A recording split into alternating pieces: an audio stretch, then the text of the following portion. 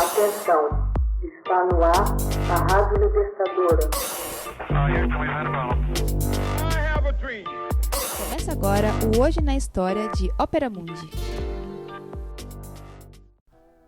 8 de março de 1917. Tem início a Revolução de Fevereiro na Rússia. Famintos e esgotados pela guerra, os russos organizam greves gerais e manifestações em todas as grandes cidades do país. Em Petrogrado, a capital, os operários reclamam, em 8 de março de 1917, a formação de um novo governo. Seu slogan: Abaixo a autocracia. O movimento desembocaria na abdicação do czar Nicolau II. A Rússia vivia sua primeira revolução, chamada Revolução de Fevereiro, visto que, segundo o calendário ortodoxo, ela se desenrolou no mês de fevereiro e não em março. Uma semana mais tarde, séculos de governos autocráticos czaristas na Rússia terminariam com a abdicação do czar Nicolau II e a Rússia dando um dramático passo em direção à sua próxima revolução, a Revolução Bolchevique.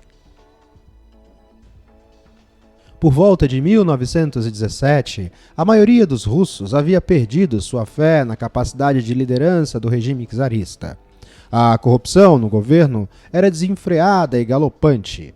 A economia permanecia atrasada e o czar repetidamente dissolvia a Duma, que era o parlamento russo estabelecido. Contudo, a causa imediata da Revolução de Fevereiro, a primeira fase da Revolução Russa de 1917, foi o desastroso envolvimento da Rússia na Primeira Guerra Mundial. Militarmente, a Rússia imperial não era páreo para a industrializada Alemanha, e as baixas russas eram maiores do que aquelas sofridas por qualquer nação em qualquer guerra anterior. Entretanto, a economia se desbaratava irremediavelmente devido ao alto custo pelo esforço da guerra. Setores moderados juntaram-se então a setores mais radicais, apelando para a derrubada do czar. Em 8 de março de 1917, manifestantes clamando por pão, paz e terra tomaram as ruas da capital russa de Petrogrado, hoje conhecida como São Petersburgo. Suportados por 90.000 homens e mulheres em greve, os manifestantes enfrentaram a revolução policial e recusaram-se a deixar as ruas da capital russa. Em 10 de março, a greve já se estendia a todos os trabalhadores de Petrogrado e as massas iradas de trabalhadores destruíam os postos policiais.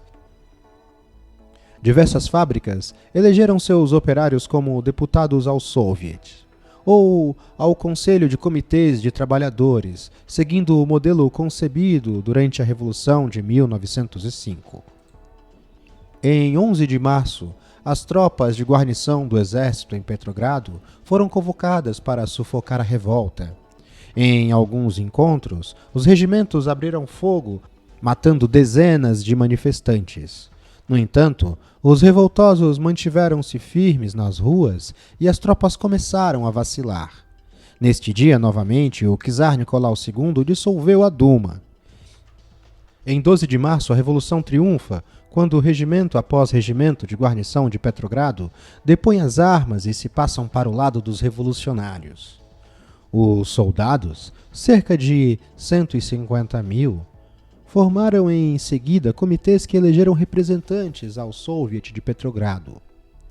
O governo imperial foi obrigado a renunciar e a Duma formou um governo provisório, chefiado por Georgy Lvov, que competia pacificamente com o Soviet de Petrogrado pelo controle da revolução.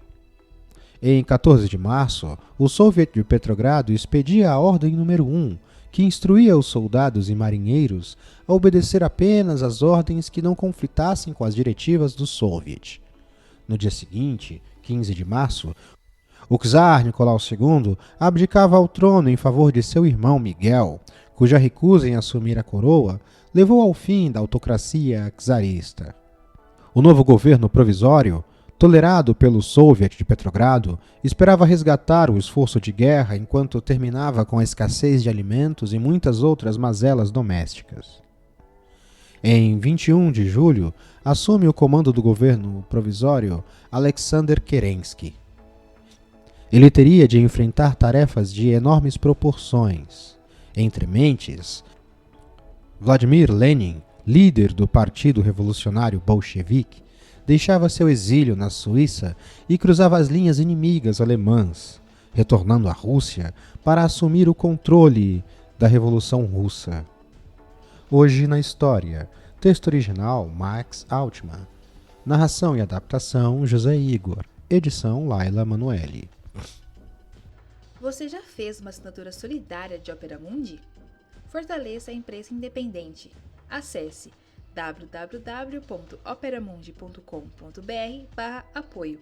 São muitas opções.